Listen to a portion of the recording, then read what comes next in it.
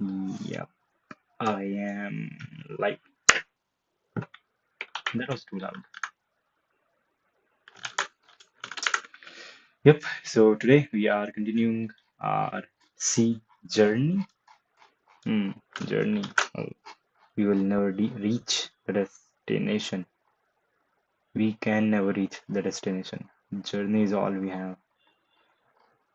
And where were we in our journey?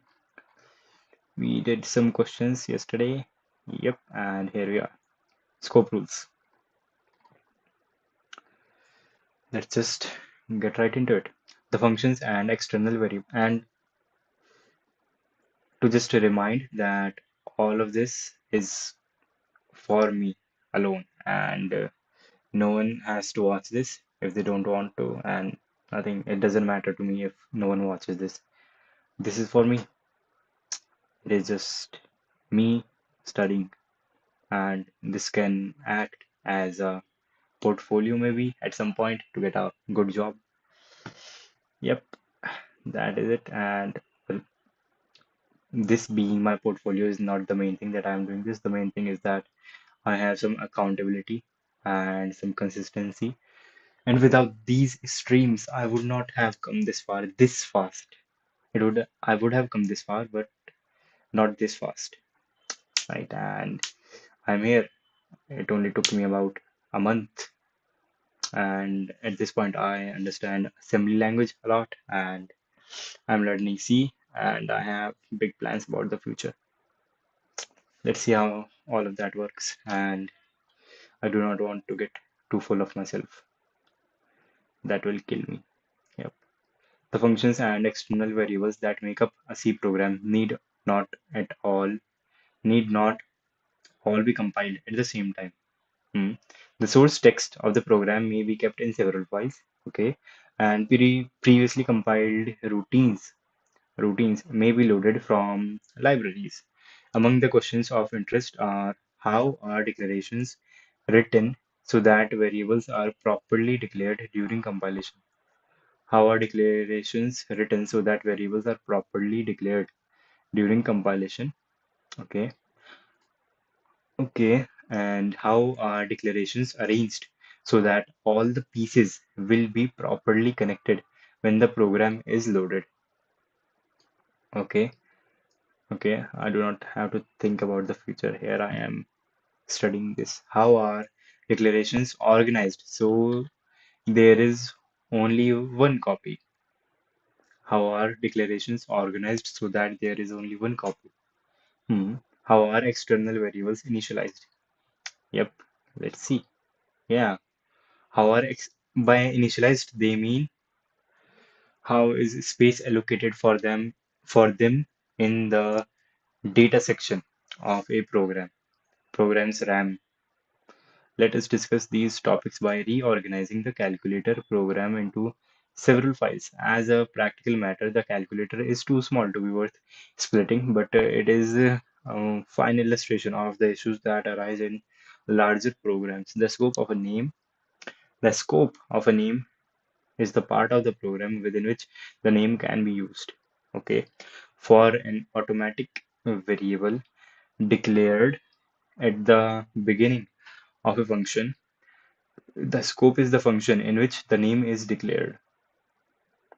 The scope of a name, yeah, for an automatic variable declared at the beginning of a function, the scope is the function in which the name is declared. Local variables of the same name in different functions are unrelated. The same is true of parameters of the function which are in effect local variables.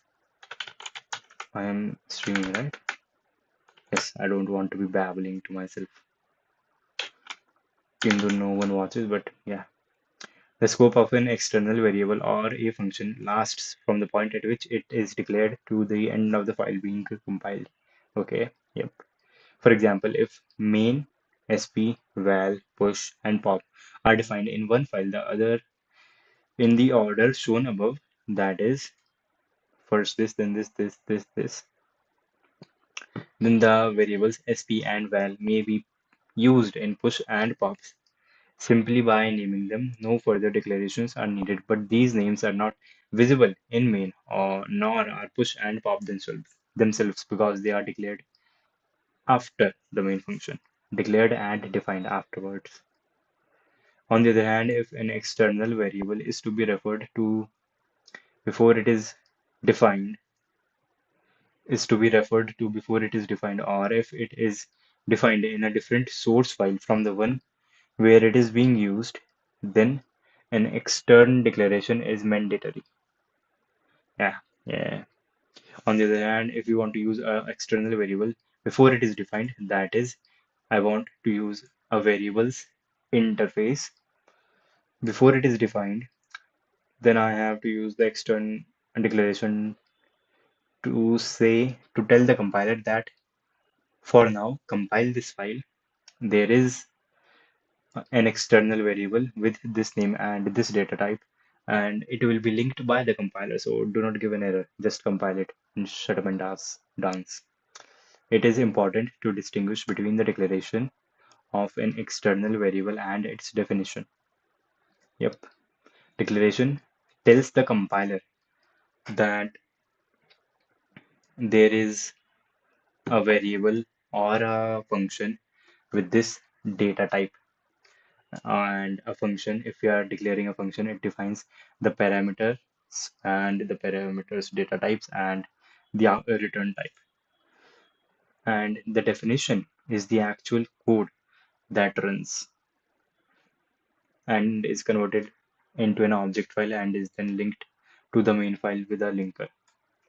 A declaration announces the properties of a variable, primarily its type. A definition is also causes storage to be set aside if the lines int sp double val this appear outside of any function. They define the external variables sp and val, cause storage to be set, and also serve as the declarations for the rest of that source file.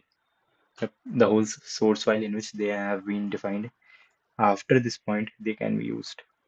On the other hand, the lines these declare for the rest of the file that sp is an int and that val is a double array whose whose size is determined elsewhere, but they do not create the variables so or reserve storage for them. Yep, they do not reserve storage because they are external variables. So when I do call external variables, how does it work? There must be only one definition of an external, and like the very intricacies of these things. For example, when I define an external variable, it is written that memory is not space is not made for these external variables. Then where is the space made for them? And if it is made in the program which is being linked by these, then what if that same program is used by another function call by another source file at the same time?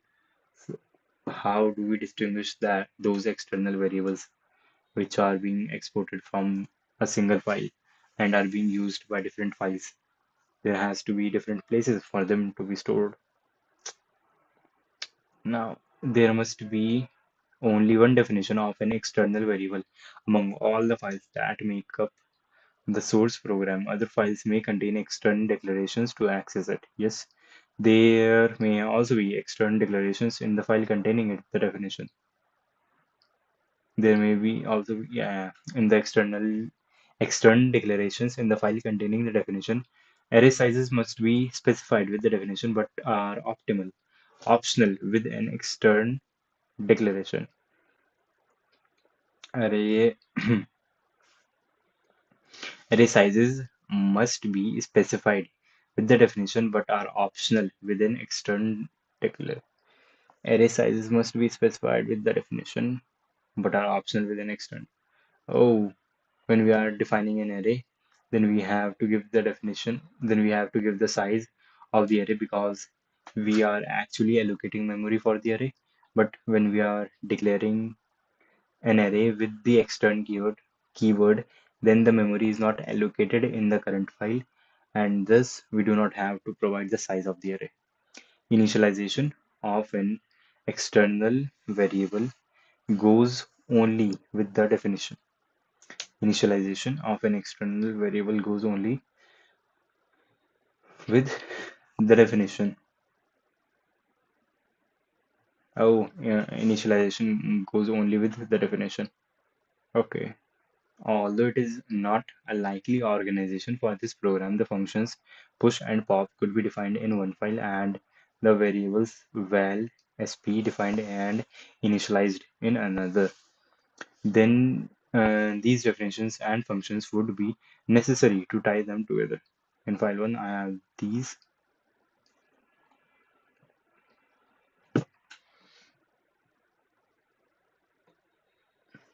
Hmm. Extern these and these. In one file, I have extern. No, no. This is the main file that is using these functions, and here I am declaring sp and okay, I have made two files, and in one file I am storing the variables val and sp stack pointer, and in another file I'm defining the push and pop function, and in the push and pop function file I am declaring these as external variables from the file 2, because the external declaration in file 1 lie ahead of and outside of function definitions. They apply to all functions. One set of declarations suffices for all set of files. This same organization would also be needed if the definition of sp and val followed their use in one file. Let me do something. Let me go to the folder where I write programs, and let's do file1.c. Here I will do include stdio.h and then int main. No, yeah, file1 will be the main file. Here I will define a few functions. I say extern. This function will return an integer, and name is integer get integer, and this does not take any input. And extern, this function does not return anything, and what does it do? It print sum. It takes in integer a and an integer b. Now what I can do is print sum with get integer comma get integer, and let me do file2.c, and in this file include stdio.h, and here I will have get, what was it, get integer function, and this will return an int, so int here, and this won't take any input. What will this do? This will do int a and scanf. What does it scan? It scans percent %d and then give the address of a, right, and then return a, and then void print sum. It will take in integer a, integer b, and then printf %t plus %t equals %d and then a comma b comma a plus b. So will this work? Clang file 1.c and file 2.c send the output to dot out dot slash out. It is asking me for number, this and okay. So I have successfully defined a function in one C file and then used it in another, just like that. What do I do this? Well, it still work. It does still work, even without using external. Let me make some changes in file 2. Before this, I would like to printf. Please enter a number clang dot slash out. Please enter a number, this, and I want to make the sum 1,000. So 488,000 header files. Let us now consider dividing the calculator program into several source files, as it might be each of the components were substantially bigger. The main function would go in one file, which we will call main.c, push, pop, and their variables go into a second file, stack.c, and get top goes into a third, get top.c, finally get ch and unget ch go into a fourth file, get ch.c. We separate them from the other files. They would come from a separate compiled library in a realistic program. There is one more thing to worry about. The definitions and declarations is paired. Wait a minute.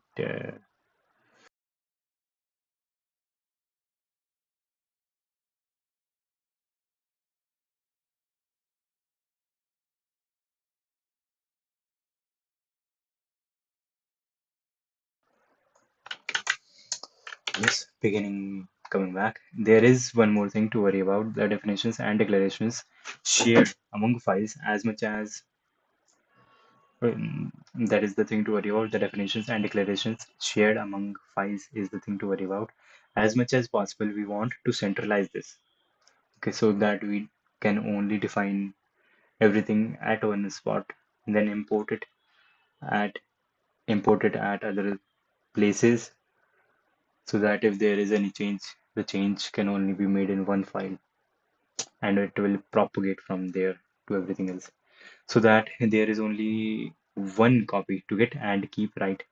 As the program evolves accordingly, we will place this common material in a header file, calc.h, which will include, as necessary, the include lines described in section 4.11, where it is going to come. The resulting program looks like this. Here, I have a thing called number zero. Should this book was written quite a few time ago, like 30 years ago. This is how they did things. Shit. Main.c, get top.c, stack.c.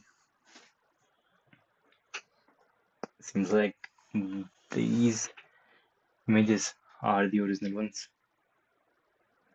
Calc.h has definitions for push, pop, get top, get ch, unget ch, and then in these other files I have definitions for them. And I include calc.h. calc.h.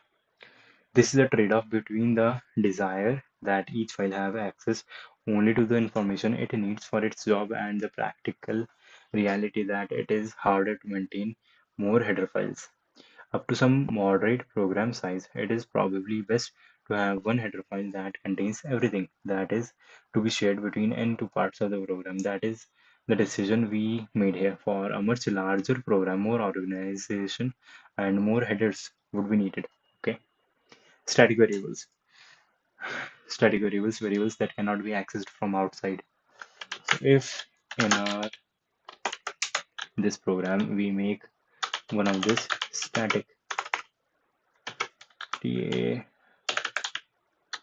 static, then let's see error because it is now static. I do not have a function called get integer. But if I remove the static keyword and decompile it, it works. I want to make this 1,000, so 7 9 no 7 8 5,000. I had a t-typer. I had a Rust-based test typing test program brew install t-typer. It was a Rust-based, right? I can make my own type racing program in C or in Rust. That would be cool.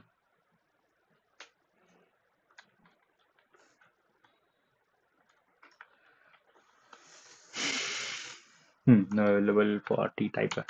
Okay. Static variables. The variables sp and val in stack.c and buff.p in getc are for the private use of the function in their respective source files and not meant to be accessed by anything else. The static declaration applied to an external variable or function limits the scope of that object to the rest of the source file being compiled. External static thus provides a way to hide names like buff and buff.p in the getch and getch combination, which must be external so they can be shared, yet which should not be visible to users of getch and ungetch. That makes sense. Static variables cannot be accessed from outside files. Static storage is specified by prefixing the normal declaration with the word static. Okay, static storage is specified by prefixing the normal declaration with the word static.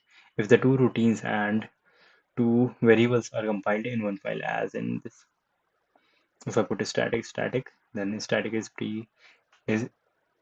storage is specified by prefixing the normal declaration with the word static if the two routines and two variables are compiled in one file, as in this. Then no other routines will be able to access buff and buffp, and those names will not conflict with the same names in other files of the same program. In the same way, the variables that push and pop use for stack manipulation can be hidden by declaring sp and val to be static. Okay, okay, that makes sense. The external static declaration, external static because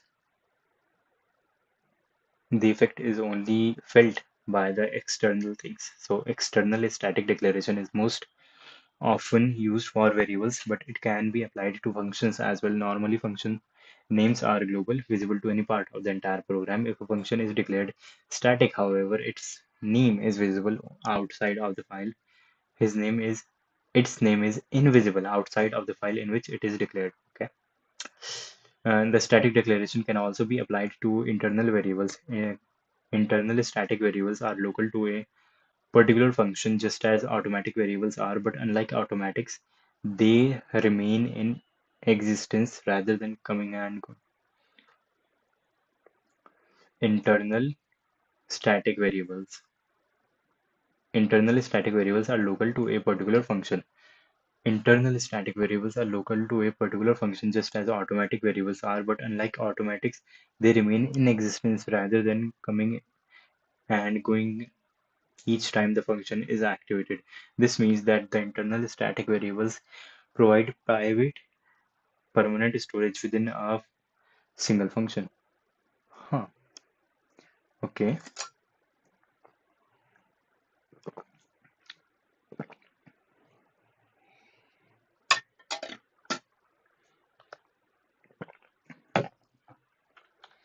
This part can be done using this part can be done using the implementation of array that we did yesterday. So that is easy. I'm not going to do this, and I do not have pressure of people. And but I would like to do something in here in file 2. It is said that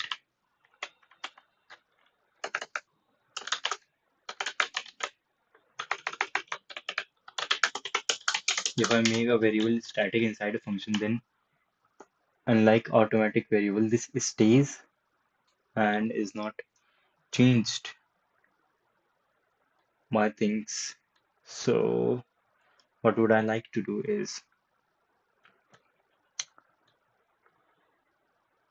what would I like to do? I would like to give it some value and then return. How can I even check if I am getting a new variable or not? Because here with this scanf, I am overwriting the variable. Let me write a function which prints the address. Void print address. It takes in, let's say,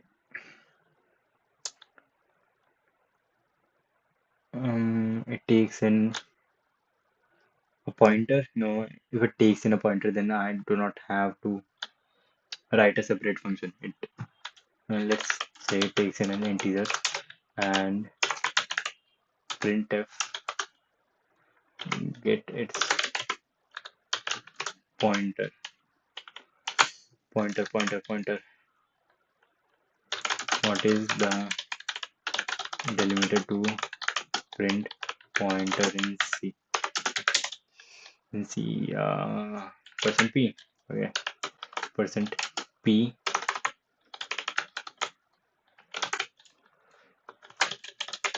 address for percent %d is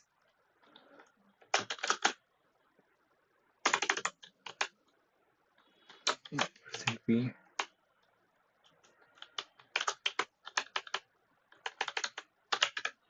a and address. Okay, that should be good. And instead of this, no, I can leave that, but here I can write 0x to say that this is an address. Let me go here and here let me say that I have a function called print address that takes in an integer. That is right, huh? Print address, and then print address with get integer clang and run enter number this 4. What is the address? That is the address. So I can remove these two and let me give a new line. Now let's see, 25 to make it 1000. This is it. Let me find the address for this. That is this. File 1. Let me just remove this part. Clang dot slash out 1 1. The address is almost same. Here it starts at 16F 6A 16DC 5F. The last two digits defining a byte are similar. Is what is how much space does it take? 1 byte, 2 byte, 3 bytes, 4.5 bytes. 1, 2, 3, 4, 1, 2, 3, 5, 6, 7, 8, 9. Why is it 9? 3, 4, 5, 6, and 9. It is actually 9. 9 bytes of storage.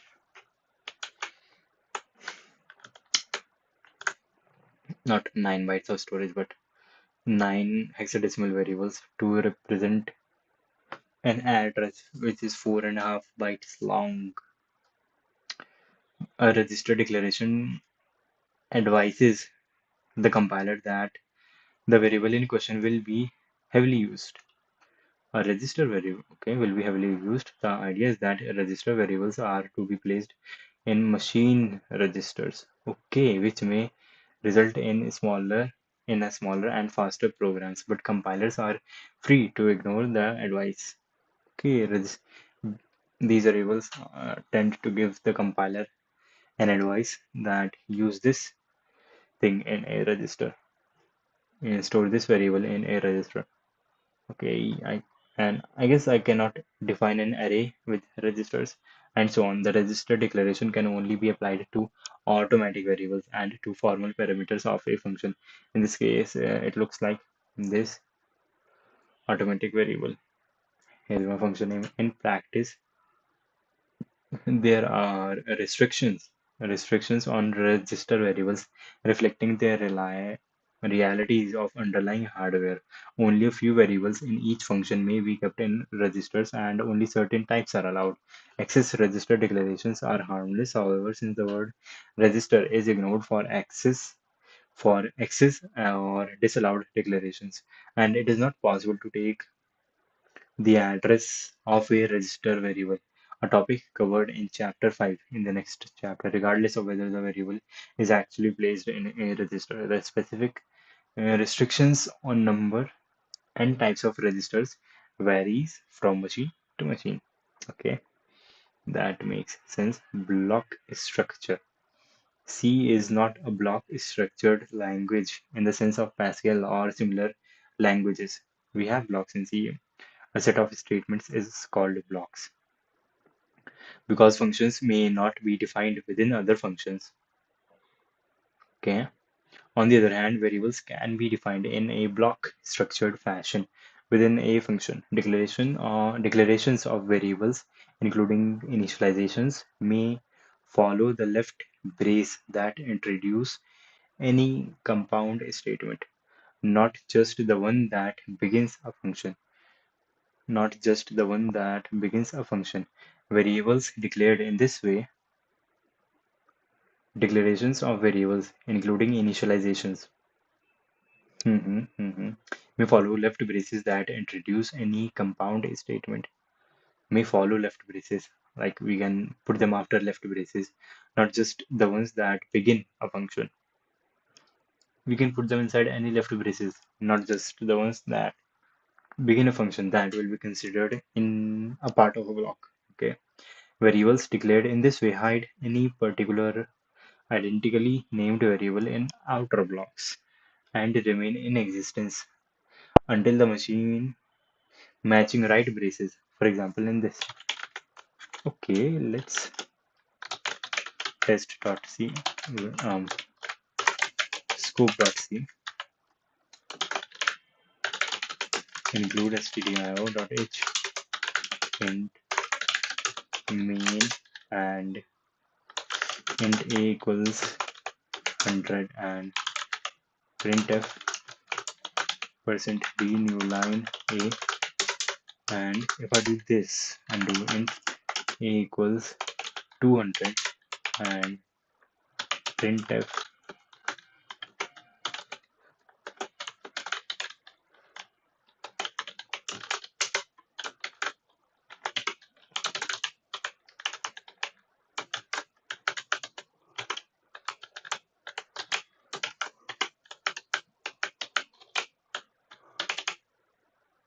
a nothing, drawing scope.c and put the output to dot out.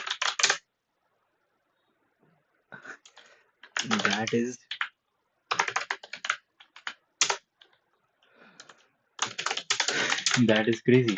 So inside this block, I redeclared the a variable, but since it is inside this block, then it will not affect the a variable outside the block. That is very easy. Let's see. Any compound statement, not just the one that begins with a function. Okay, C is not a block structured. On the other hand, variables can be defined in a block structured fashion within a function. Declarations of variables, including initializations, may follow the left braces that introduce any compound statement, not just the ones that begin a function. Variables declared in this way hide any identically named variables in outer blocks and remain in existence until the matching right braces. For example, in this, n greater than 0, int I,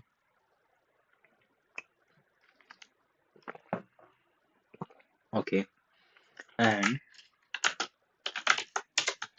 if I don't do this, I will print the a variable.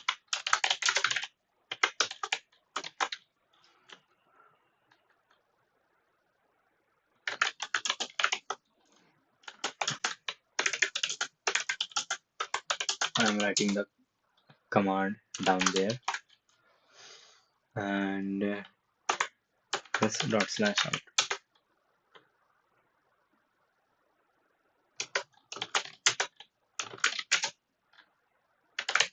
lang dot slash out and enter it. Okay, and one more thing, if I do equals 200 here, so I should get 200 printed here in the second and also in the last one. Dot slash out 200 200. Yep. Okay. Now the scope of the variable I is the true branch of the scope of the variable I is the to branch of the f. The I is unrelated to any I outside the block. An automatic variable declared and initialized in a block is uninitialized each time the block is entered. Is initialized each time the block is entered. Okay, that makes sense. Automatic variables, including formal parameters, also hide external variables and functions of the same name. Given the declaration, automatic variables including formal parameters also hide external variables and functions of the same name. Also hide external variables and functions of the same name. Okay. Then within the function f, this, then within the function f, correspond occurrences of x refer to the parameter which is a double outside f. They refer to the external int. The same is true of the variable y. As a matter of style, it is best to avoid variable names that conceal names in an outer space. Outer scope, the potential for confusion and error is just too great. Initialization. Initialization has been mentioned in passing many times so far, but always peripherally to some other topic. This section summarizes some of the rules. Now that we have discussed the various storage classes, in the absence of explicit initialization, external and static variables are guaranteed to be initialized to 0, automatic and register. Variables have undefined, that is, garbage initial values. In the absence of explicit initialization, external and static variables are guaranteed to be initialized to 0, automatic and register variables have undefined, that is, garbage initial values. Yes, uninitialized variables, initial values have garbage values. Scalar variables. Scalar variables may be initialized when they are defined by following the name with an equal sign and an expression like this, or like this, or like this. For external and static variables, the initializer must be a constant expression. For external and static variables, the initializer must be a constant expression. The initialization is done once. The initialization is done once conceptually before the program has executed because external and static variables external variables will be exported and static variables will not be exported. Hmm. Okay, and conceptually before the program begins execution for automatic and register variables, the initializer is not restricted to being a constant.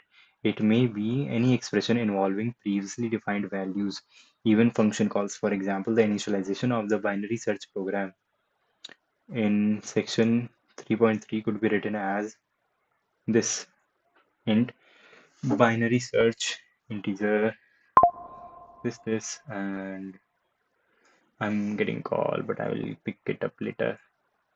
For external and static variables, the initializer must be a constant. Why does it has to be a constant for external and static variables? It makes sense. Let's see. Why does the initializer for external and static variables has to be a constant expression? Why? The initializer for external and static variables has to be constant expression because the variables are allocated and initialized at compile time rather than at runtime. This requirement ensures that their values are known at the time of program before. Shit, I prefer this one. That one is pretty long. Have because the initializer for external and static variables must be a constant expression because their values have static storage duration and are allocated before the program starts executing. Let's break it down. Storage duration and initialization timing. External, global, and static variables are stored in the data segment of the program's memory rather than on the stack. Okay, they are allocated and initialized at. Wait a minute. They are allocated and initialized at program startup before any function like main runs. Because of this, their internal values must be known at compile time as they are placed directly in the executable's data segment. Okay, they are placed directly in the executable's data segment. Okay, okay. Constant expression requirement. Since these variables are initialized before execution begins, their initializer must not depend on runtime variables. A constant expression is an expression that the compiler can evaluate at compile time. This ensures the value is known before the program is loaded into memory. This is allowed, and this error x is not a constant allowed, constant expression. The above code is invalid because, let me do this. The above code is invalid because x is not a constant expression. It gets initialized at runtime. The static variable. Contrast with local variables. Local automatic variables are stored on the stack and are initialized at runtime when their function is called. Therefore, their initializer can be a runtime expression. Local automatic variables are stored on the stack and are initialized at runtime when their function is called. Therefore, the initializer can be a runtime expression. Special case address constants. If you initialize a global static pointer, it must point to a constant address like a string literal or another static global variable or another static global variable. This a point character pointer points to a string literal hello in static memory. And here pointer cannot be addressed to x is not a constant expression, but this is invalid. If you initialize a global static pointer, it must point to a constant, a global static. Summary. Global and did I say global and static? External and static. I did not say global. Global must be initialized with constant expressions.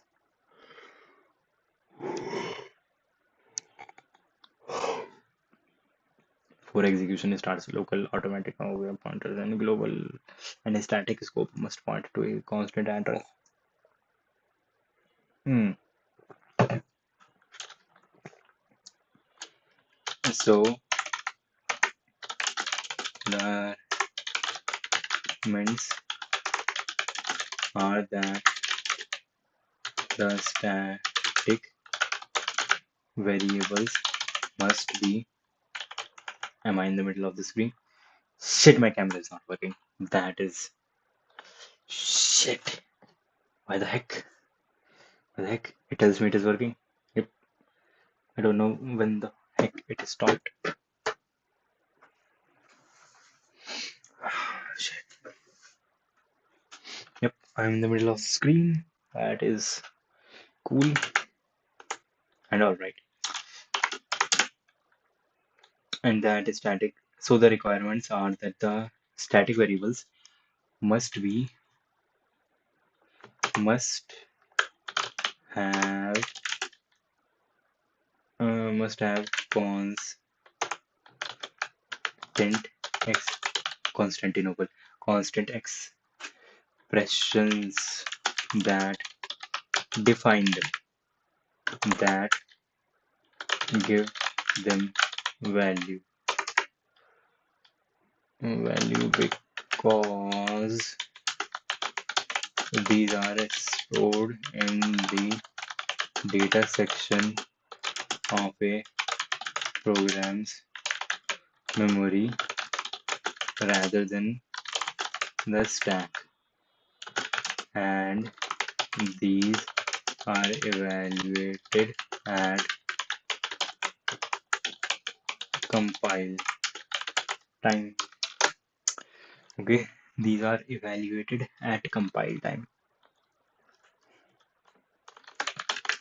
In the global variables must also have the same must also have constant expressions because they are going to be referenced by other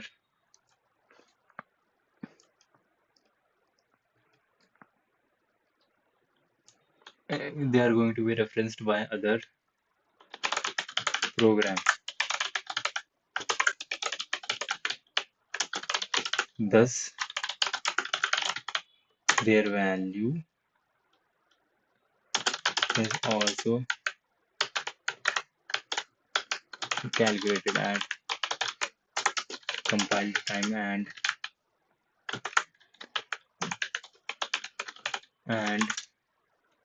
no, and that evaluated value is imported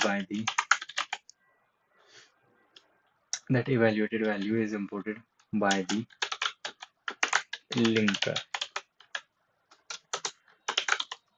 but the automatic variables may not don't have such restrictions. Let's see. Yes, exactly. I suppose. Yes, you have got the right idea.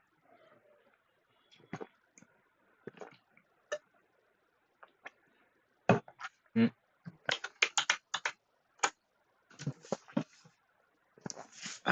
Sapiens Ego No Harari. Very good book.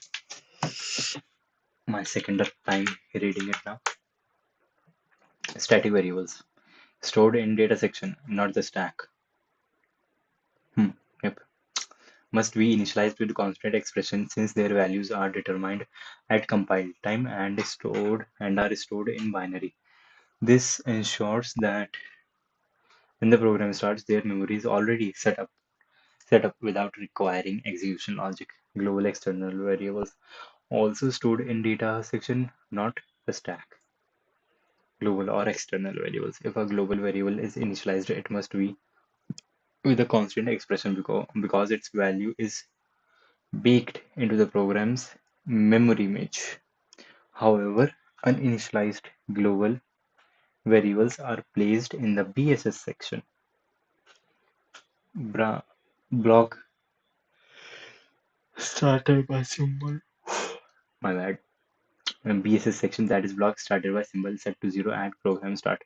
When linking multiple files, global variables may be accessed from different translation units, so their addresses and values are resolved at link time. Automatic variables is stored on the stack. Their initialization happens at runtime, allowing any expression involving including function calls and computation based on user input. This is because they don't exist until their enclosing function is called. Key takeaways: static automatic logo linkers role ensure global variables are correctly referenced across different translation units. That makes little more sense.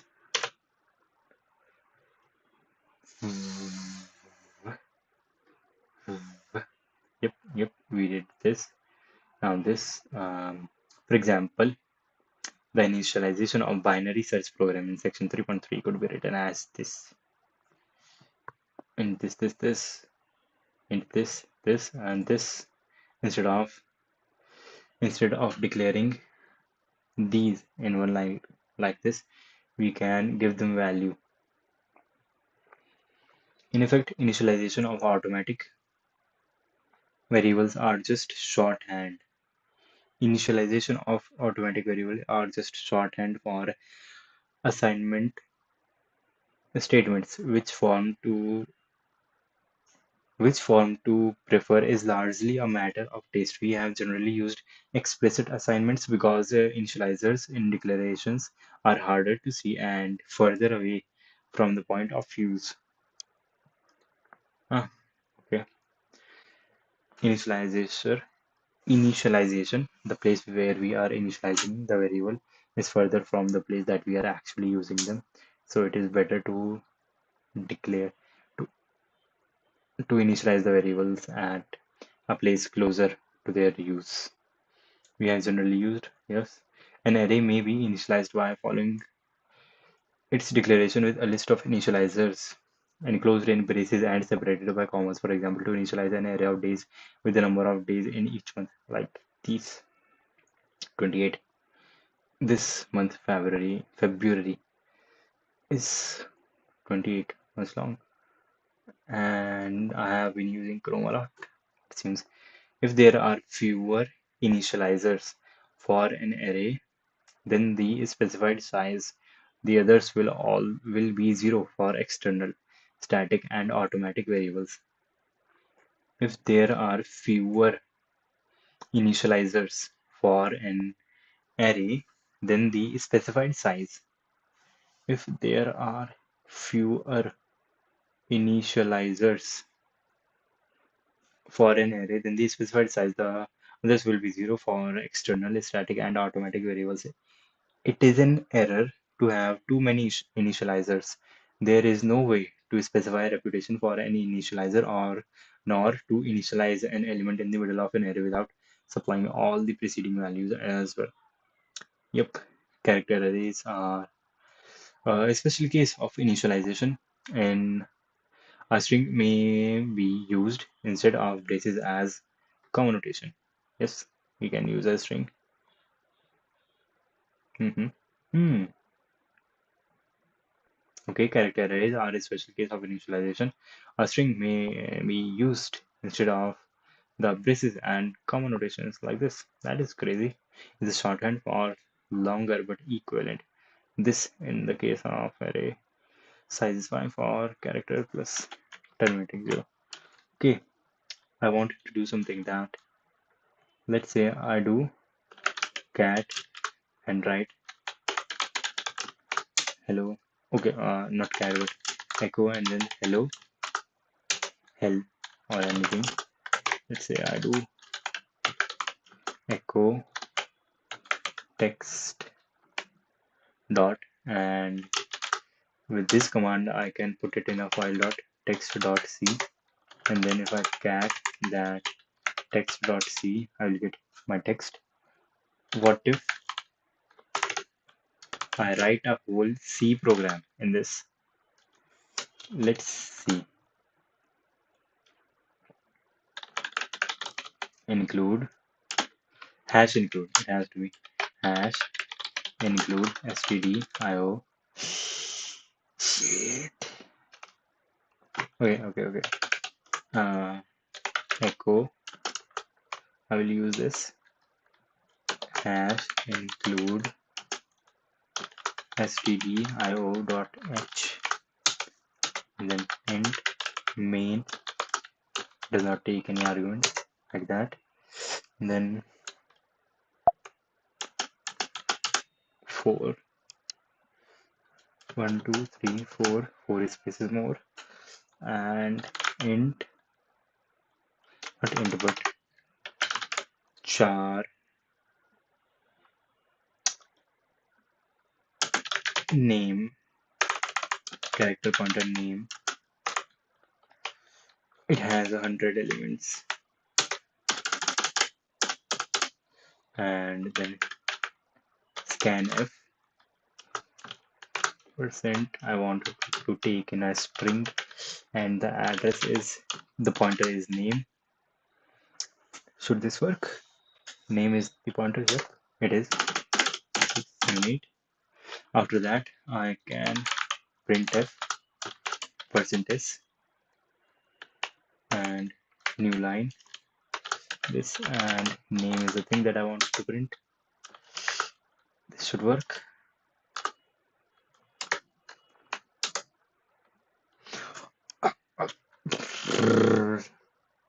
Oh, okay. Let me do it again. Yes.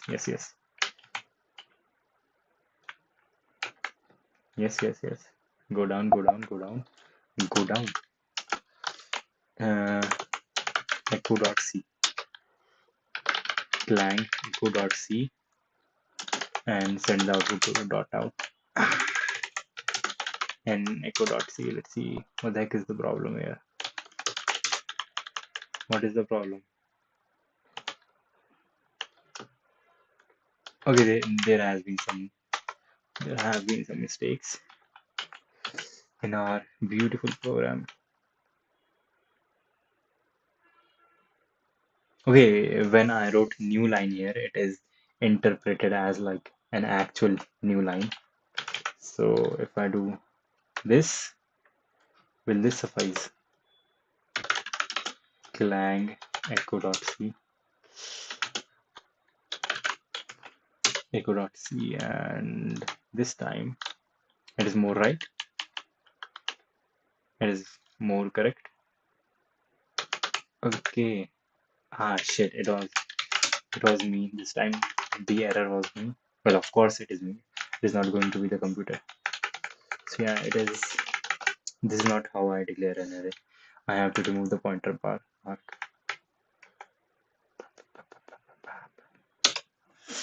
this should work.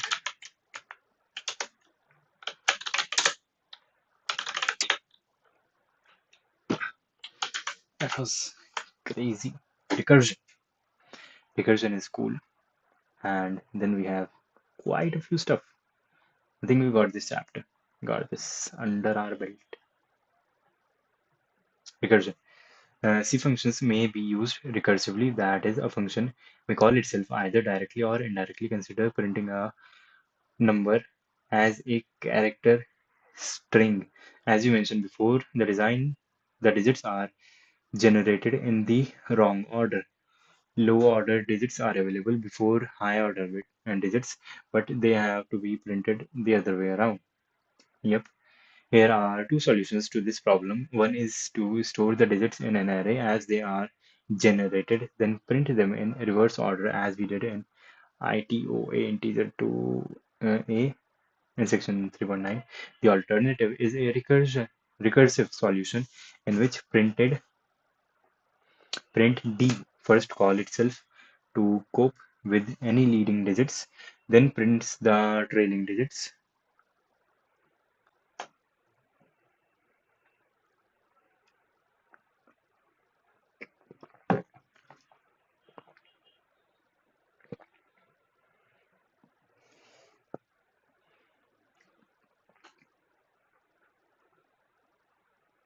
Okay.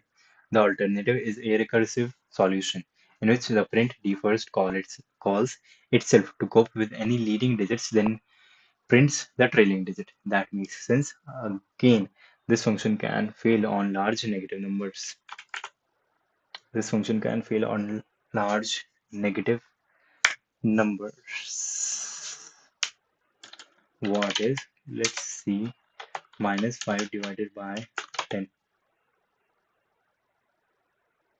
Not divided, but a remainder by 10. Okay. Now let me do CKDIR. No, CD chapter 4, and here n recursive print digit.c include stdio.h and int main. This will call the recursive function, and here is the recursive function which won't return anything, but it will take print b print d for number, and it will take an integer a if a divided by 10 greater than 0. That is, if I have if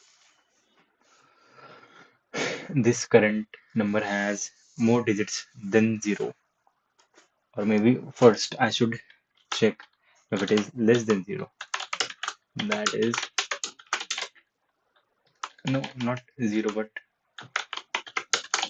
1. If the answer is less than 1, then I know at most the digit a can be 9, an integer. If it is less than 1, then what I do is I will printf that digit a, and then return. Else I will call print d with a divided by 10 and make that an integer, and then print d, not print d, but printf percent d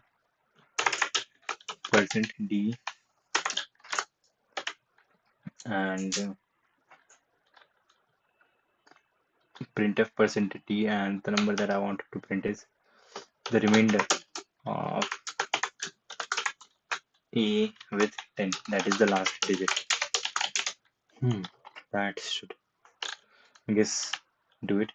What if the number is negative? If this is this, uh, yeah,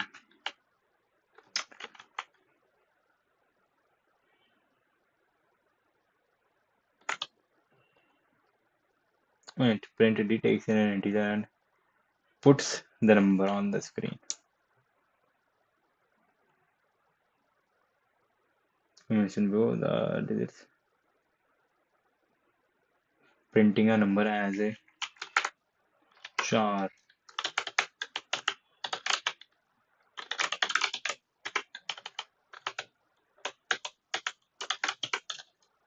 Put char, not all of this.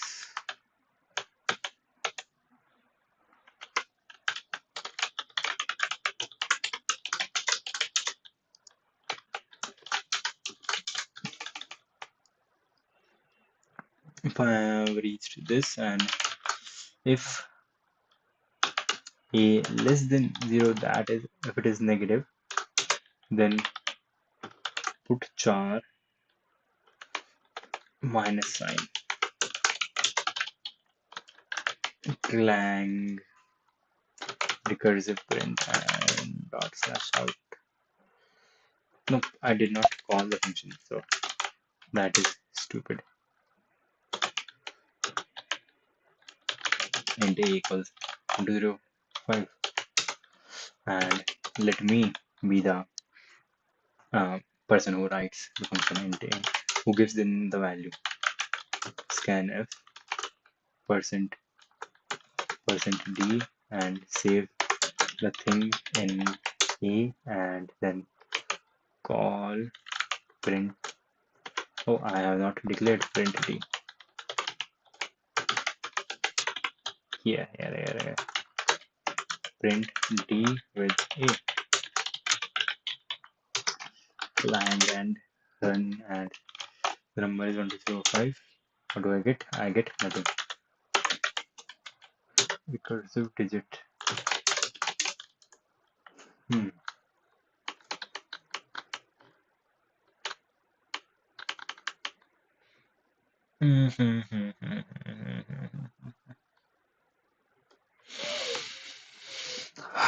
I don't get anything. Why? Why? Yes. Put char a minus 0, right? Nah. A plus. Yep. A plus 0. Lang 1 2 3 4 5 1 2 3 4. Recursive digits, and after this just do a little print of new line, and keep doing this while 1,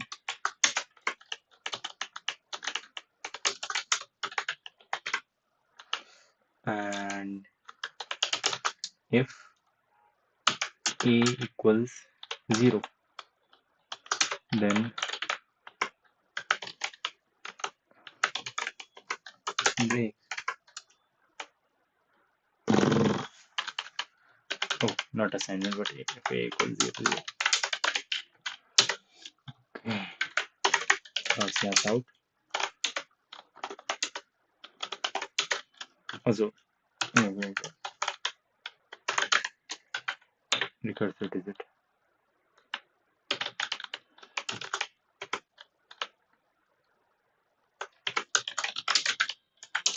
Magic line. If this is my number, this is what is printed.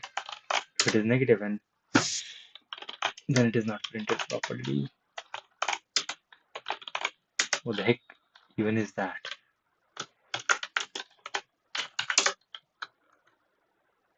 If the thing is negative,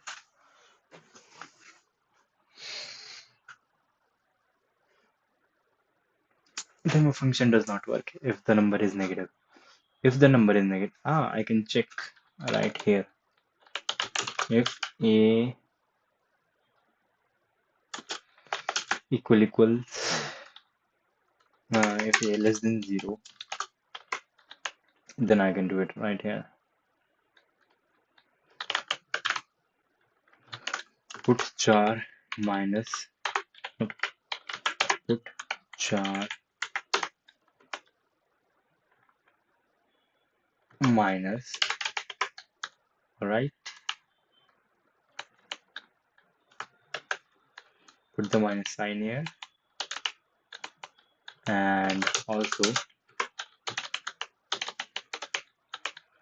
make a equals minus a if a is less than 0, that is. Now I guess this should work. Minus 3. Yep, minus is also working. Yep. Oh, I can exit the program properly. I am a ways.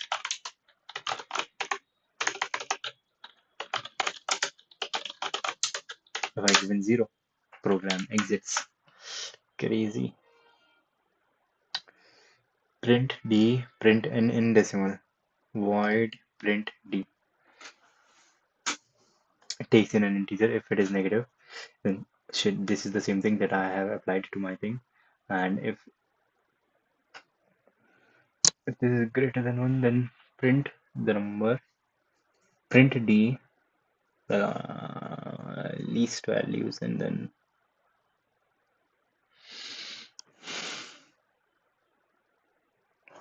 yeah, that also works. That works. When a function calls itself recursively, the camera is working and yep, everything is working.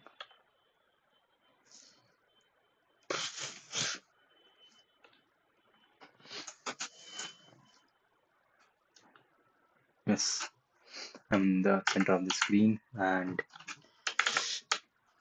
yeah, when a function calls itself recursively, each invocation gets a fresh set of all automatic variables independent of previous set. This is this in print d1 to 3. The first print d receives argument n equals 1 to 3. It passes to a second print d, which in turn passes 1 to a third. The third level print d prints 1, then returns to the second level. The print d prints 2, then returns to the first level, then prints this. Car हो रहा है. Another good example of recursion is quicksort, a sorting algorithm developed by Carr Hoare in 1962. Given an array, one element is chosen and the others partitioned into subsets. Less than uh, these those less than the partition element and those greater than or equal to it. The same process is then applied recursively to the two subsets. When this was done in 1962, when a subset has fewer than two elements, it doesn't need any sorting. This stops the recursion. Yes, our version of quicksort is not the fastest possible, but it is one of the simplest. We use the middle element of each subarray for partitioning. Okay, we do not have to go through quicksort, how quicksort works. That is on the game. The main goal is to get a good understanding of C and then move on with actually building it. The more time we spend in just reading, that is not good. More we have to spend more time building and getting our hands dirty.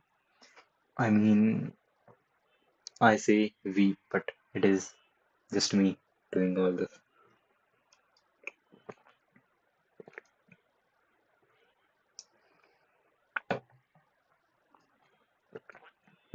Lisan al we moved the swapping operation in a separate function swap because it occurs 3 times in quicksort. The standard library includes a version of quicksort that can sort objects of any type. Okay. Recursion may provide no saving in storage since somewhere a stack of values being processed must be maintained, or nor will it be faster because recursive code is more compact and much easier to write and understand and than the non-recursive equivalent. Recursion is especially convenient for recursively defined data structures like tree. We will see a nice example in section 616. Exercise 4112. Adapt the ideas of print T to write a recursive version of ITOA that is convert an integer to a string by calling a recursive routine. Integer into a string. Okay, exercise 14. Write a recursive version of function reverse s, which reverse the string in place. Okay, okay, I got ITOA, recursive integer to ASCII dot c include stdio.h and main. This does not take any arguments and this does something. It will not return anything. ITOI. It will take an integer, let's say n, and a char pointer s. Now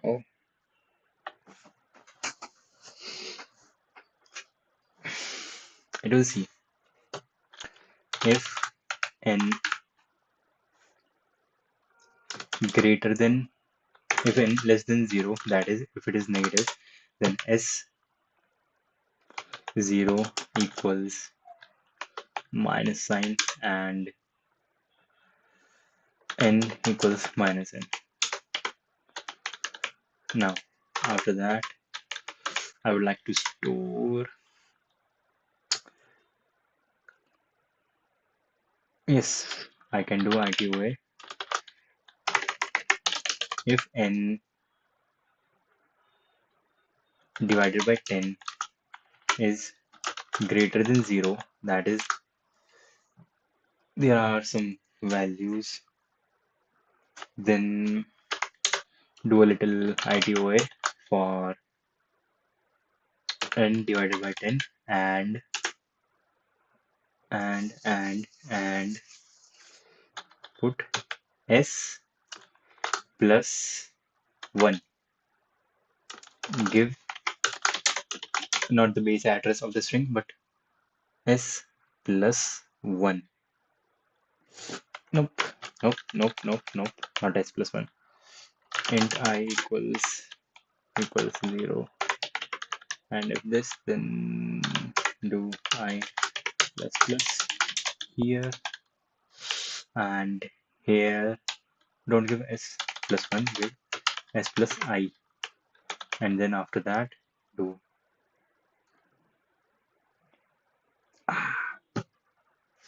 not fuck, but I will be adding the last number here. So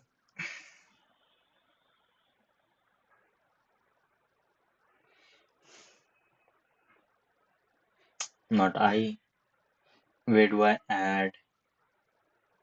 I have access to the last number.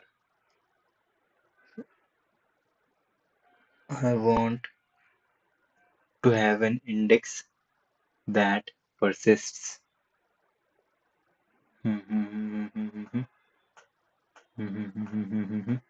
How do I know where the last index is? And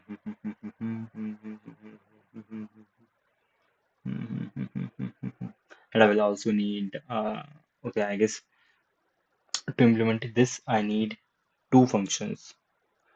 I might need two functions. This is not even C. This, both of these things are don't have much to do with C in particular. I know that these are good recursive questions, but they do not concern themselves with C a lot. And with this book, my goal is to understand C, right? And I will be learning about recursion more when I'm learning about data structures and algorithms.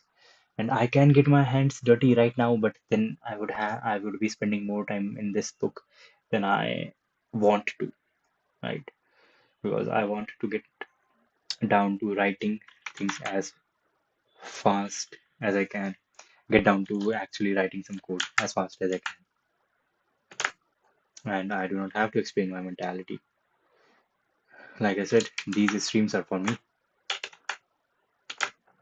Yep.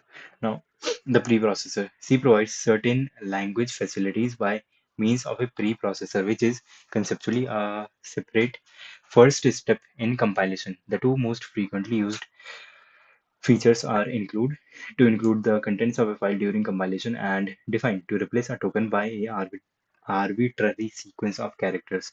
Other features described in this section include conditional compilation and macros with the arguments. Point 1. File inclusion. when we do include file name, that file, the contents of that file are added to this current file. File inclusion makes it easy to handle occasions, and I can actually see this. Let's say for polish notation function, I want to convert it clang polish notation and send the output to polish preprocess.c. And yes, what is the flag? What is the tag for that? To see the preprocessed file, what is the clang tag for preprocessor directive?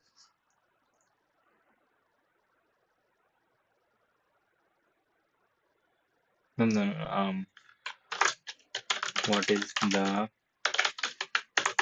clang command to get preprocessor output? Filing E, capital E. E somehow stands for preprocessor. Now, police preprocessor. See, this is the preprocessed file, and this is pretty long. And our main code, shit, this is 2000 lines long. Okay, and shit, this function is 2000 lines long, and our main function starts from this place. So there are 2000 lines of pre-processed data. All of this is pre-processed data. Library developer command line tools SDK Mac OS. That is just crazy. This function is provided for compatibility reasons only due to security concerns inherent in the design of MKTP. Use arch random instead. This is just crazy. I have so much, and I can just see stuff. I can tell the compiler to stop at a point, and I can see the intermediate files that are created by a compiler and then are passed to the other parts of it. I can even get the assembly code for this, just like clang polish. For assembly code, I have to do dot capital S polished dot C, make the output file asm dot S and asm dot S. This is the assembly file. Well, assembly file is only 1000 lines long compared to the 2000 line long C file. There are a lot of longs. Long this, long that. That is just crazy. And here is our main function, which does not do quite a bit. Here we have the getLine function. That is crazy. I'm getting 192 bytes of storage in this stack. And then stp store the pair of stack pointer and this, and then add this to the frame register. That is crazy.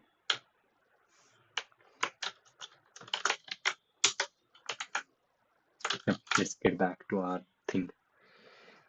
File inclusion.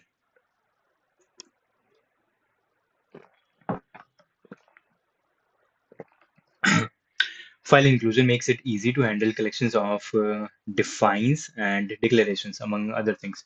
Any source line of the form this or this is replaced by the contents of the file name. If the file name is quoted, searching for the file typically begins where the source program was found, if not there, or if the name is enclosed in this. in this and this. Searching follows an implementation defined root rule to find the file.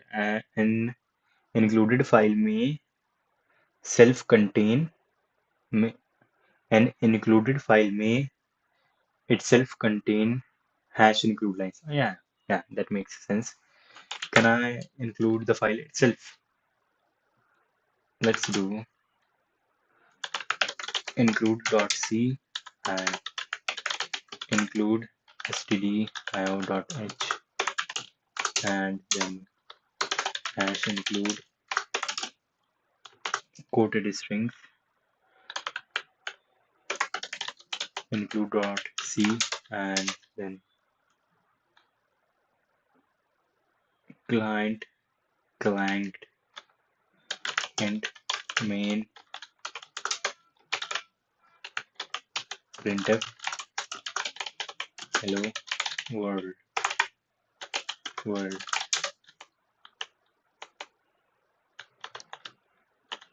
hello world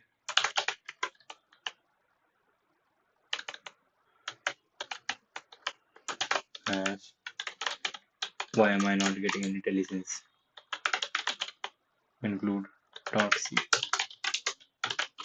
Let's see. No, not this, but client include dot c.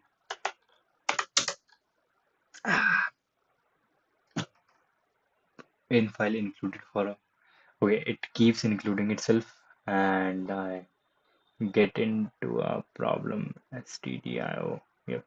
Include nested too deeply.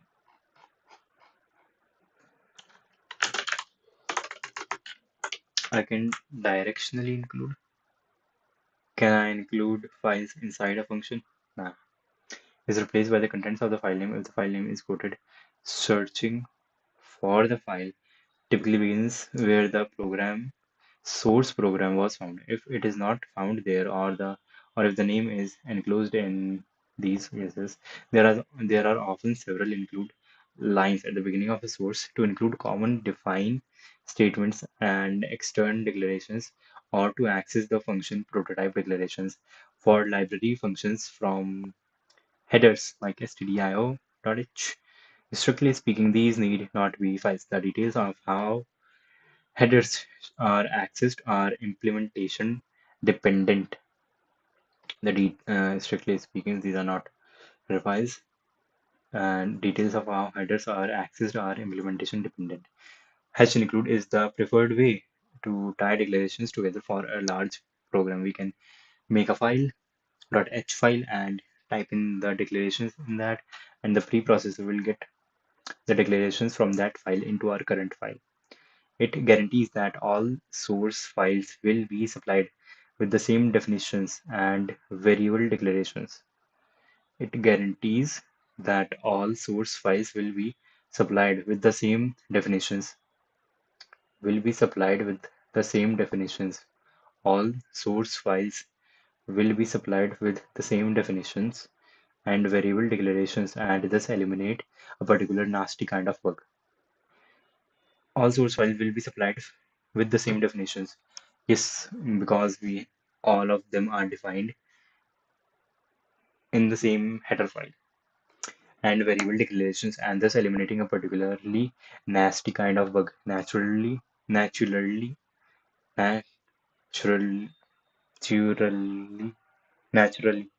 fuck.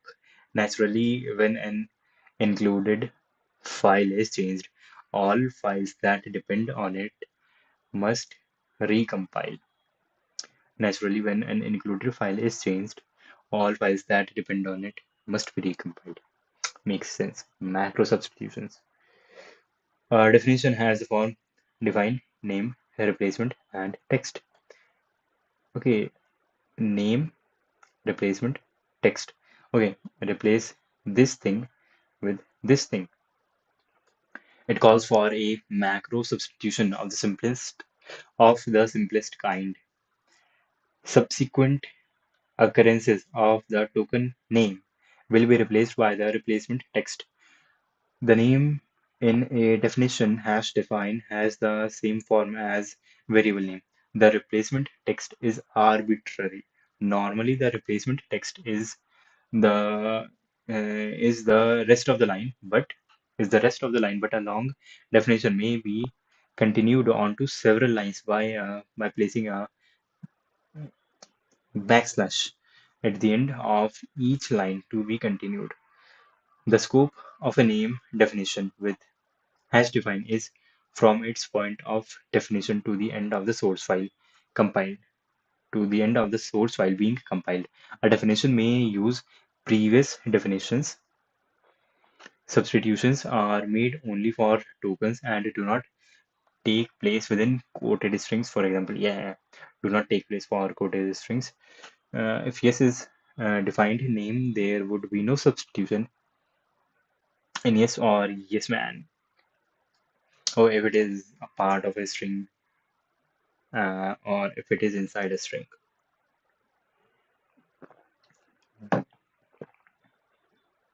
Any name may be defined with any replacement text. For example, define forever on this infinite loop. Defines a new word forever. It is also possible to define macros with arguments, so the replacement text can be different for different calls of the macros. As an example, define a macro named max.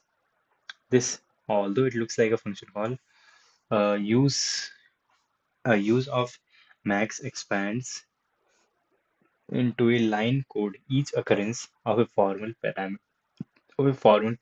here. A or B will be replaced by corresponding actual argument. Thus the line this max this will be replaced by this. Okay.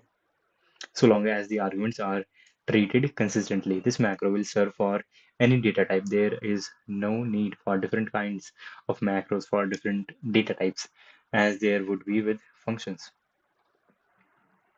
Okay. If you examine the expansion of max, you will notice some pitfalls. The expansions are evaluated twice. This is bad. If they involve side effects like increment operators or input and output, for instance, this is wrong. This is wrong. Okay, because when the preprocessor is running, this will increment the larger twice. This will increment the larger twice. Some care also has to be given with parentheses to make sure the order of evaluation is persistent. Consider what happens when the macro this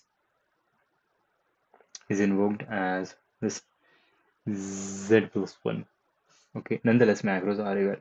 Why is this wrong?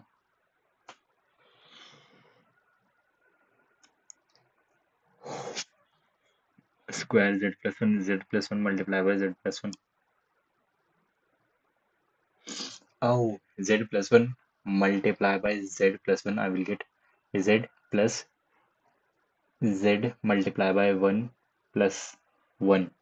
So the answer I would get 2z plus 1. That is wrong. Nonetheless, macros are valuable.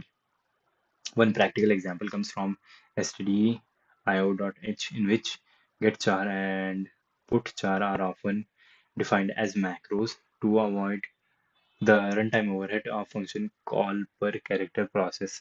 The functions in ctype.h are also usually implemented as macros. Names undef getchar and int getchar avoid.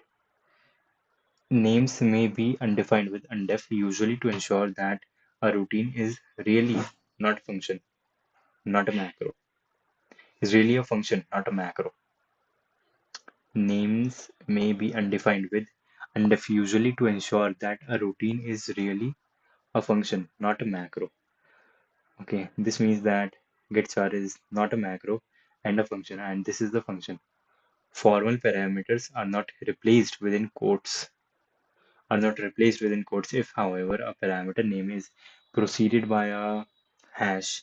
In the replacement text, the combination will expand into a quoted string with the parameter replaced with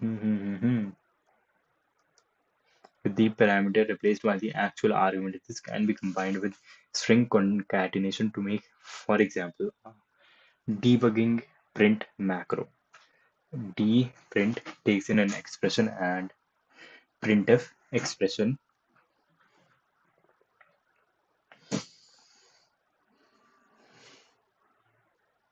Okay, expression will come here, and then I will have these inside quotes and then this. Okay, that makes sense. When this is invoked, as in this, the macro is expanded into this equals this. Within, okay, we actually got this. Within the actual arguments, each this is replaced by this and each this by this. Yes, so the result is a legal constant. The preprocessor output dash dash hash hash provides a way to concatenate actual arguments during macro expansion. If a parameter in the replacement text is adjacent, if a parameter in the replacement text is adjacent to hash hash, the parameter is replaced by the actual argument. The parameter is replaced by the actual argument. The hash hash and surrounding white spaces are removed, and the result is scanned. And wait a minute.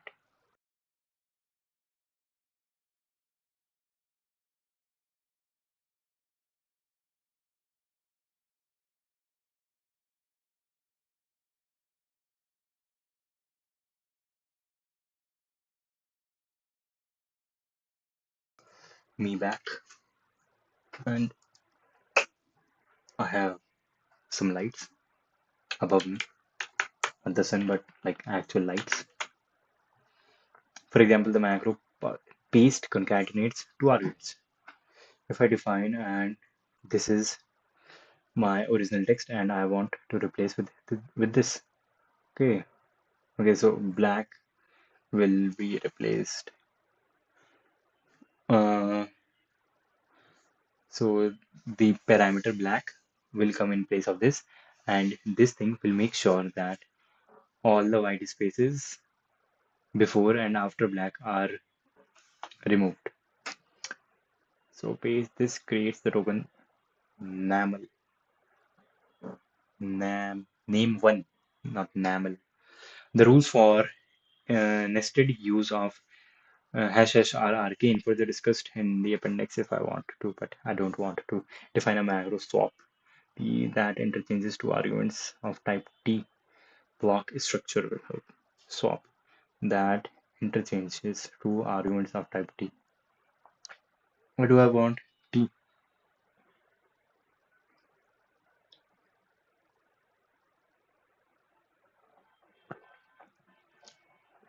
That interchanges two arguments of type T. A block structure will help.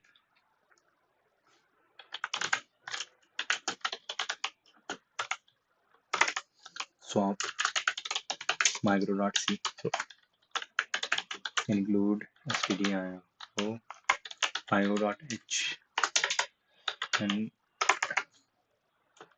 hash define swap t dot n dot m, and the thing is going to be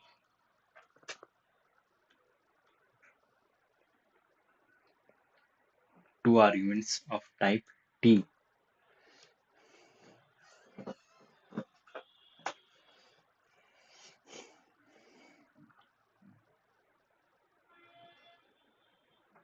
How do I swap? What does it mean to swap them?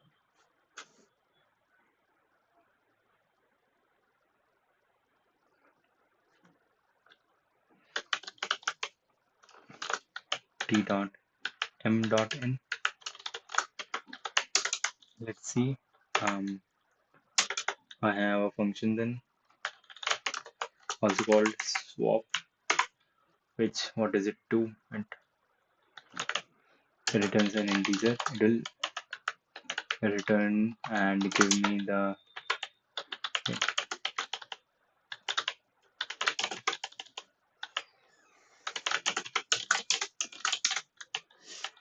okay. Eh, yeah, yeah, yeah, yeah.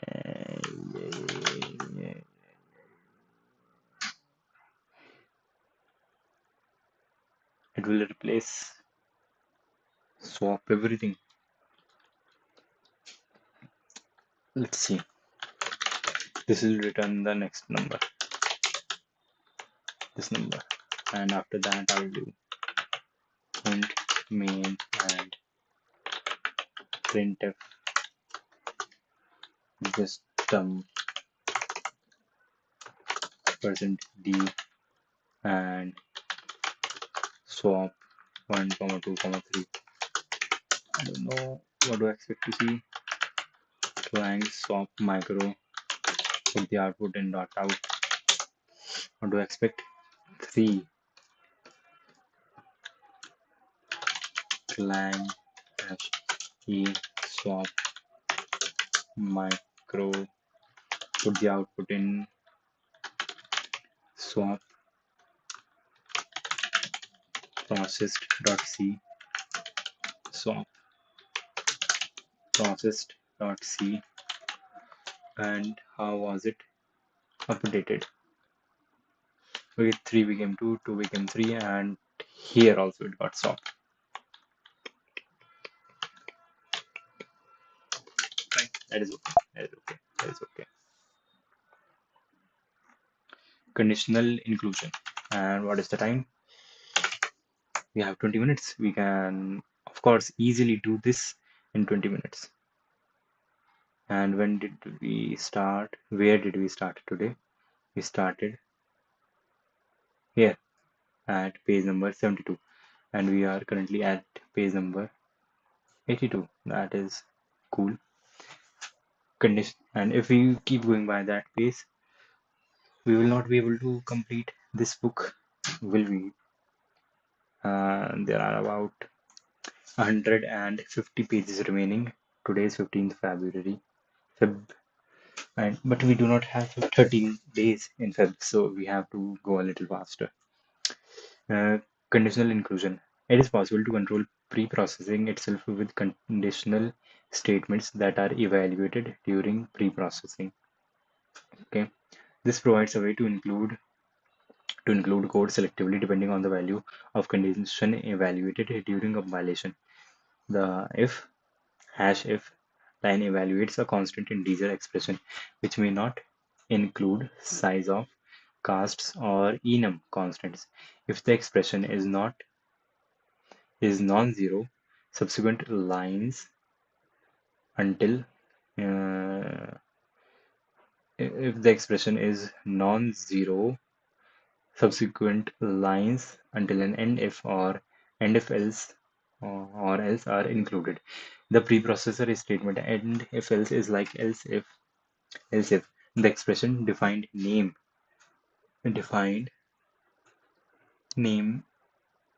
in a hash if is 1 if the name has been defined and otherwise 0.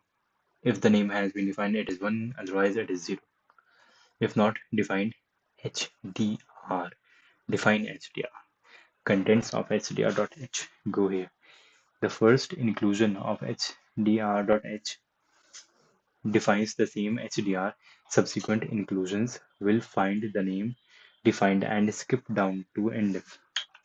We can do the same in our file where we messed up, that is include.c. We can say if defined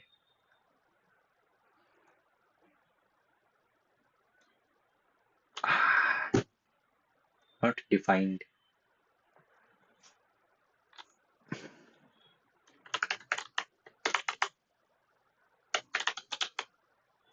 if defined include.c, that is not the right way. Main file cannot be included recursively when building a preamble. Yep, the first inclusion of HTR defines the name HTR.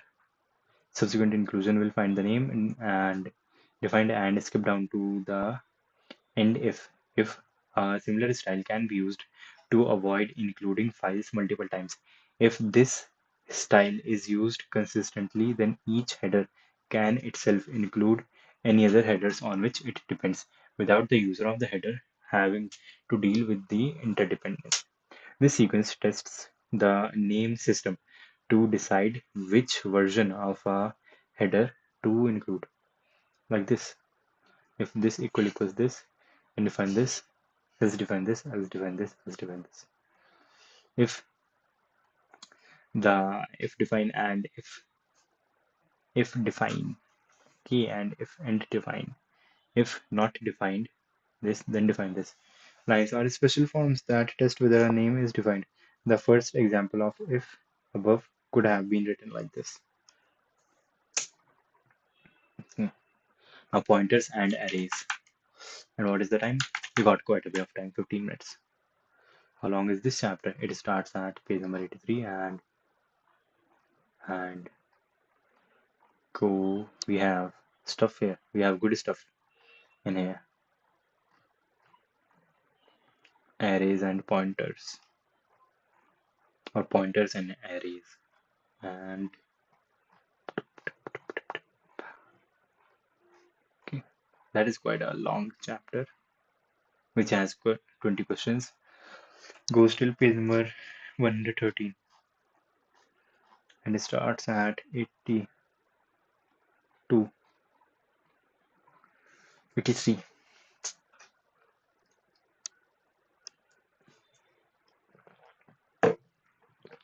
30 pages long. We got this in 3 days. Yep. Chapter number 5, pointers and arrays. A pointer is a variable that contains the address of a variable. A pointer is a variable that contains the address of a variable. Pointers are much used in C, partly because they are sometimes the only way to express a computation, and partly because they usually lead to more compact and efficient code than can be obtained in other ways. Pointers and arrays are closely related. This chapter also explores this relationship and shows how to exploit it. Pointers have been lumped with the goto statement as a marvelous way to create impossible to understand programs. This is certainly true when they are used carelessly, and it is easy to create pointers that point somewhere unexpected with discipline. However, pointers can also be used to achieve clarity and simplicity. This is the aspect that we will try to illustrate. The main change in ANSI C is to make explicit the rules of how pointers can be manipulated, in effect mandating what good programmers already practice and good compilers already enforce. In addition, the type void star points to void replaces char pointer as the proper type for a generic pointer. Okay, 5.1 pointers and addresses. Let us begin with a simplified picture of how memory is organized. Let us begin with a simplified picture of how memory is organized. Yes, a typical machine has an array of consecutively numbered or addressed memory cells of consecutively numbered or addressed memory cells that may be manipulated individually or in contiguous groups. One common situation is that any byte can be a char. A pair of 1 byte cells can be treated as a short integer, as a short which takes only 2 bytes. Any pair of 1 byte cells, okay, and four adjacent bytes form long. Yes, a pointer is a group of cells, often 2 to 4, that can hold an address. Okay, so if C is a char and P is a pointer that points to it, we can request this situation this way. We can represent this situation this way. P stores the address for C. P points to C. The unary operator and gives the address of an object. So the address P equals address of C, assigns the address of C to the variable P, and P point is set to point to C. The AND operator only applies to objects in memory variables and array elements. It cannot be applied to expression constants or register variables, to expressions, constants, or register variables, because they are not stored, they are evaluated.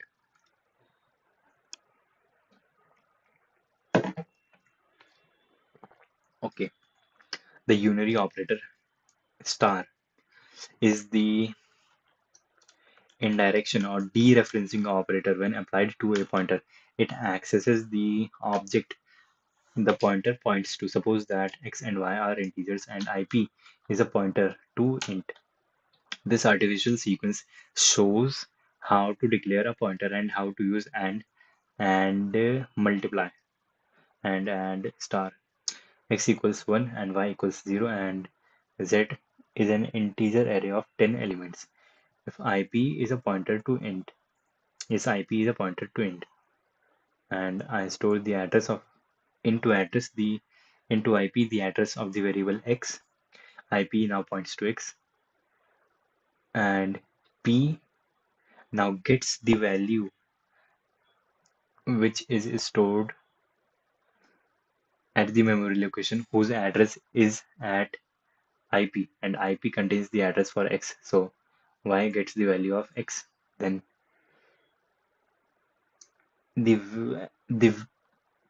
place whose address is at IP is replaced by 0. Therefore, the value of X becomes 0. Now IP equals the address of the first element of Z. Now IP points to Z0. Okay. The declaration of X, Y, and Z are what we have all seen. The declaration of the pointer IP. This is intended as a mnemonic. It says that the expression star IP is an int, is an int. Ah, star IP is an int. Star IP is an int. That is what this means. The syntax of the declaration of a variable mimics the syntax of expression in which the variable might appear. This reasoning applies to function declaration as well. For example, double this, ATOF might return a pointer to a double. Yep. Says that an expression star DP and ATOF have values of double, and that argument ATOF is a pointer to char. Yep. You should also note the implication that a pointer is constrained to point to a particular kind of object. Every pointer points to a specific data type. There is no exception. A pointer to void is usually There is one exception. A pointer to void is usually to hold any type of pointer but cannot be dereferenced itself. A pointer to void is usually to hold any type of pointer but cannot be dereferenced itself. It cannot be dereferenced because we do not know what we are going to get at that address, because it is a void pointer. We will come back to this in section 5.11.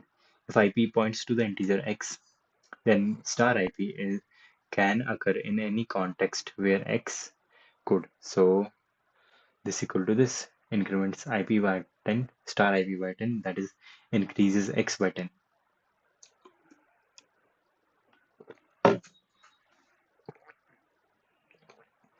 Unary operators star and bind more tightly than arithmetic operators. So the assignment, this takes whatever IP points at, adds 1 and assigns the value to y. This increments what IP points to as this, and this parentheses are necessary in the first uh, in the last example, because without them the pointer will be incremented. The expression would increment IP instead of what it points to, because unary operators like dereference and plus plus associate right to left. Finally, since pointers are variables, they can be used without dereferencing. For example, if IP is another pointer to int IQ, then IP equals IQ copies the contents of IP into IQ, thus making IQ point to whatever IP points to. But here, okay, whatever IP points to this, the unary operators points to dereference and bind more tightly than arithmetic operators.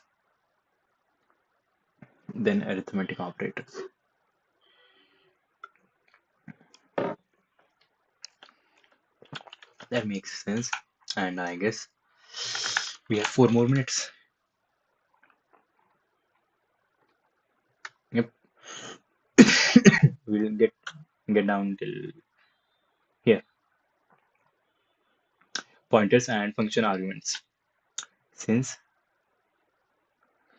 since C passes arguments to functions by value, there is no direct way for the called function to alter a variable in the calling function. Since C passes arguments to functions by value, yes, there is no direct way for the called function to alter a variable in the calling function. For example, a sorting routine might expect two out of order groups with a function called swap.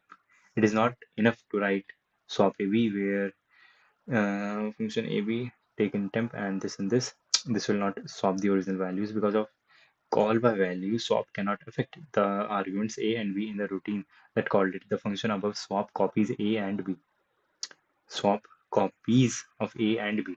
The way to obtain the desired effect is for the calling program to pass pointers to the values to be changed. Yep. I can pass the address of A and B. Since the operator and produces the address of A, this points to A, and in swap itself, the parameters are declared in the form of pointers, declared as pointers. Then I can get the value at px in a temporary value and to this pictorially. This is what is happening. In the caller, I get the pointer, and in the swap function, I am changing the pointers. I'm changing the values in the pointers.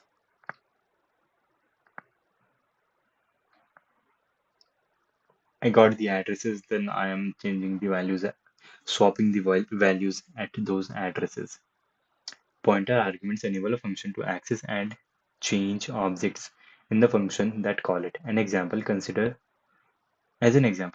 a function getInt that performs free format input conversion by breaking a stream of characters into integer values, one integer per call. As an example, consider a function getInt that performs free format input conversion by breaking a stream of characters into integer values, one integer per call. GetInt has to return the value it found and also signal end of file when there is no more input. Also signal end of file when there is no more input. Okay, these values have to be placed back by separate paths for no matter what value is used for end of file. That could also be the value of an integer input. Yep. Yep. Uh, One solution is to have getInt return the end of file status as its function value while using a pointer argument to store the converted integer back in the calling function. This is the scheme used by scanf. Oh, as we'll see section 7.4, we will get there. One solution is to have getInt return the end of the file status as its function value Okay, so scanf will return end of the file if we reached the end of the file. Otherwise, it will return some integer value. And to provide the value that it scanned from the standard input, it will take a pointer as it does to store the value. The following loop fills an array with integer by calls to getInt, getInt, and while getInt not equal to end of file, keep adding to the array. Each call Each call sets array n to the next integer found in the input and increments n.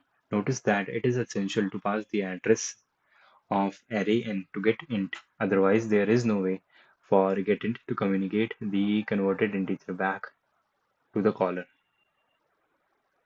Essential, each call sets int in array n to the next integer found in the array. Yes, and increments n. Notice that it is essential to pass the address of array n to get int. Otherwise, there is no way for the getInt to communicate the converted integer back to the caller. Of course, our version of getInt returns end of file for end of file 0 if the next input is not a number, and a positive value if the input contains a valid number. And here is the code for it. Throughout getInt this, getInt this, Throughout getInt, this is used as an ordinary integer variable. We have also used getCH and getUngetCH. Okay, we got used getCH and ungetCH. So the one extra character that must be read can be pushed back onto the stack. As written, getInt treats a plus and minus not followed by a digit as a variable. As written, getIt treats plus and minus not followed by a digit as a valid representation of 0. Fix it to push such a character back into the input. That is okay. That is okay. I don't have to do that. I have to just get on with actually writing some code as fast as I can. Like, I want to make a few things, but before that, I have to, well, I want to make a compiler in C. But before that, I want to solve about 10 advent of code problems. And after that, I want to make a WebSocket server in C. And then comes the compiler. Write get float the floating point and log of get int. What does get float return as a function value? It returns end of file or 0 or 1. Okay, that is done, and I guess that is going to be it for today. Page number 87. That was good. Fine. Shit, I was not even in